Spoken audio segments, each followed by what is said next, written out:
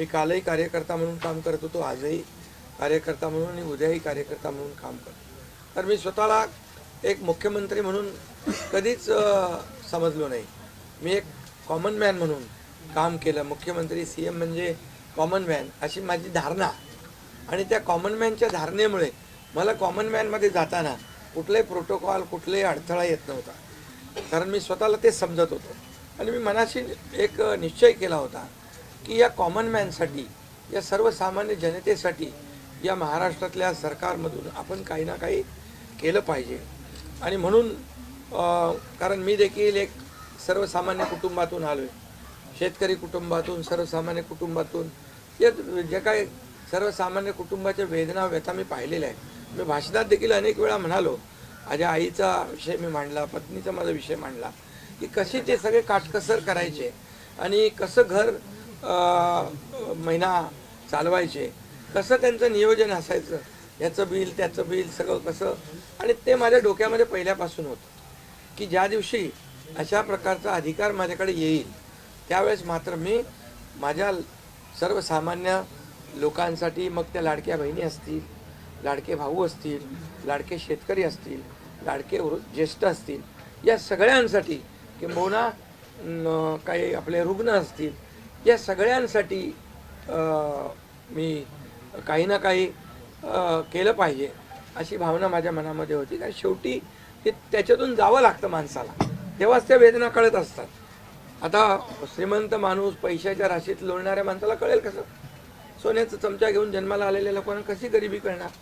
मग गरीब परिवारातून आल्यामुळे या सगळ्या गोष्टी ज्या आहेत, या वेदना मला समजत होत्या. आणि बरोबर तेच मी या वेळेस केलं.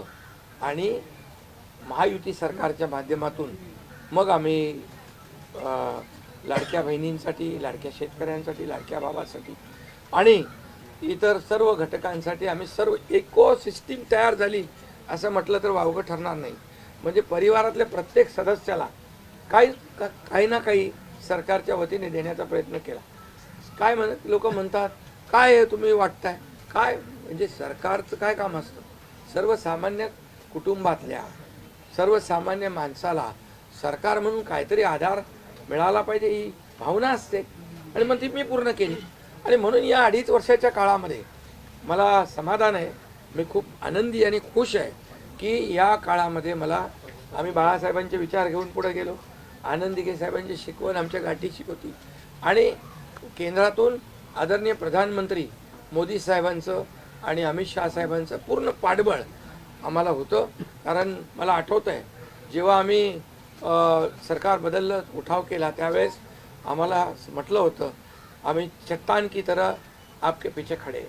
आणि मला आठवत आहे की 2.5 वर्ष त्यांनी पूर्ण ताकदीने मागे उभे राहिले. माझ्यासारख्या सर्वसामान्य कार्यकर्त्यावर विश्वास ठेवला. 2.5 वर्ष त्यांनी मला मुख्यमंत्री, म्हणजे सुरुवातीला जी मुख्यमंत्री पदाची जबाबदारी दिली, ते दिवस मला आठवत आहेत. आणि त्या प्रत्येक दिवसाचा, प्रत्येक क्षणाचा वापर आम्ही राज्यातल्या जनतेच्या हिताकरता केला. आणि म्हणून मी मोदी साहेबांना, अमित शहा साहेबांना देखील खूप धन्यवाद देईन की त्यांनी पाठबळ दिलं आणि योजनांना देखील मदत केली, निधी दिला. अनेक वेळा ते आले.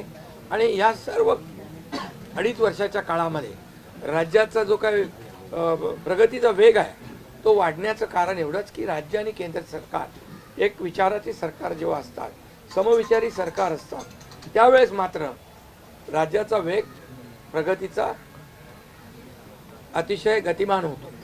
आणि म्हणून हे सगळं जे आपण 2.5 वर्षाच्या कारकिर्दीमध्ये मी खूप समाधानी आहे.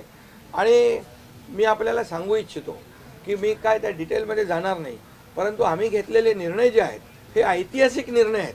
आतापर्यंतच्या इतिहासामध्ये कधीही कुठल्याही सरकारने एवढे निर्णय घेतले नव्हते. त्याचे साक्षीदार तुम्ही पण आहात.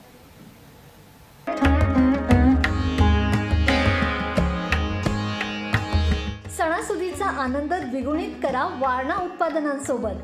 वारणा श्रीखंड, तूप, दही, दूध, लस्सी, बटर, चीज, आणखी बरंच काही. सणासुदीच्या काळात शुद्ध आणि सात्विक वारणा उत्पादने घरी आणा. वारणा, आनंद अस्सल चवीचा.